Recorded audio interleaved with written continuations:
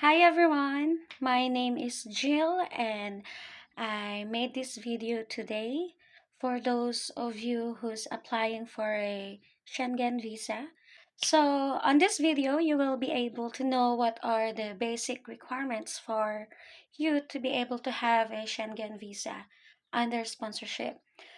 So, if this is the first time for you to apply for a Schengen visa, there are three things that you have to know. First, the country you're going to visit. Second, what is the purpose of your visit? And third is travel dates. These three things are very important because you will be able to determine kung ano yung mga supporting documents na kailangan mong i-collect together with your application. And for the travel dates, it's important for you to at least have a tentative travel dates because when you apply for a Schengen visa, at least 3 months to 6 months prior departure, you have to lodge your application. Meaning, kung aalis ka by December, then definitely you can lodge your application by July or at least September, October. Basta, it's still best for you guys to submit your application earlier. If you're applying for a sponsored trip, let's say your trip is sponsored by your fiance, your boyfriend, your family, anybody from here in Schengen, you have to collect all the supporting documents from your sponsor. And first thing is, of course, yung passport or national ID, invitation or sponsorship letter, 6 months latest bank statements ni sponsor, and salary slips if working, work contracts, and income tax. So these are the most basic requirements that you need to collect from your sponsor. There is additional supporting document to justify that the sponsor has the ability to cover or has the capacity to cover your entire expenses during your stay. And let's say you're applying for Germany. For Germany kasi, they have that formal obligation certificate wherein it will justify the embassy that your sponsor has the capacity or the ability to cover your expenses. It is a proof of accommodation for you that this certificate can be obtained at the nearest municipality or town hall where your sponsor lives. So it's very important that you will attach this certification along with your other requirements.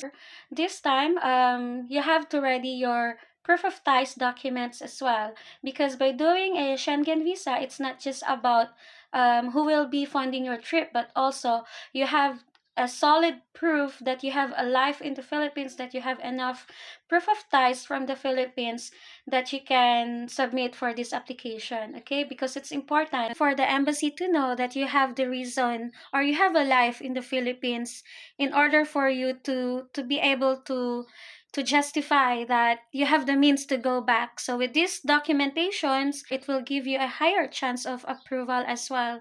So under proof of ties documentations, it can be work credentials, it can be business credentials, school credentials, family personals, assets, or any properties under your name. So as long as anything or any documents that are connected to you. For proof of relationships, documentations naman can be photos of you guys together. So kung may pictures kayo together with your sponsor, and then kapag may pictures din with your family and friends, pwede nyo din attach. And then second is yung passport travel stamp copies. And then third, remittances receipt copies. Fourth is yung recent chat conversations, call logs, and video calls.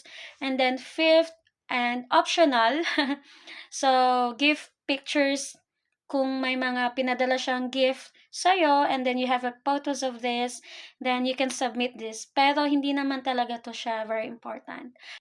Ideally, every embassy has their own set of requirements and you can attach these along with your other documentation for your visa application. So of course, you have to fill up an application form with passport size photo, cover letter, day-to-day itinerary, travel health insurance, and flight reservations. So for the application form, guys, it's very important that you will be able to fill up this application correctly. So, dapat lahat ng mga information na isusulat nyo or sasagutin nyo sa application form are all correct and are in order. Okay? Because there are consulates that can be very strict, kasi kung may konting mali lang sa application form nyo, it can result for denial right away. And yes, that is very possible. So you have to be careful on this.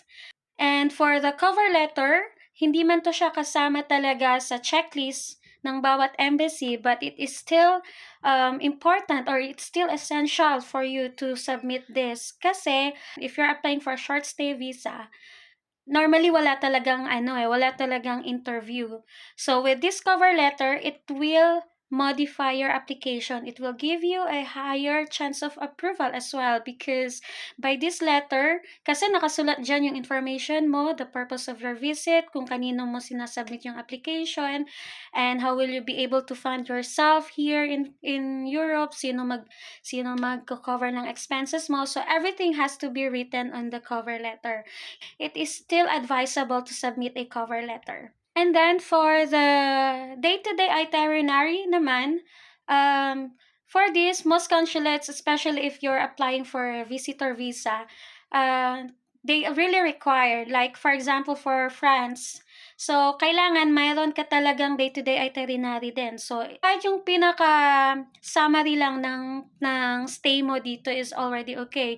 As long as nandyan yung dates, nandyan yung accommodations, yung address, as long as nandyan yung activities na gagawin nyo, then that will suffice. And then of course, here's the travel health insurance. It is a requirement talaga for you to submit a travel health insurance because it's either wala ka pang visa or may visa ka na, but by doing this visa application, you have to submit. So just make sure that the travel insurance company na pagkukuhaanan nyo ng insurance are refundable in case na ma-refuse. Wag naman sana. And then lastly, the flight reservations. Okay, so for this flight reservations, kaya siya flight reservations kasi most embassy, they don't really require you to buy a confirmed ticket unless you are very confident with your application. So with flight reservations, dapat nandun talagang travel dates nyo, your information details, tapos make sure that verifiable din siya with booking reference. And then, of course, this flight reservations is only for visa processing purposes only. So, once you have gathered all the completed list of requirements for your application, pwede ka nang mag-book ng appointment. So, it's either while you're collecting your documents, you can book an appointment or you can complete all your requirements first before ka mag-book ng appointment. Either way, are possible. So, I hope with these informations I've shared, I was able to share you the idea on how to apply for Schengen visa under sponsorship. And if you have questions or anything that are related for the visa application, feel free to send me a message and I'll keep in touch.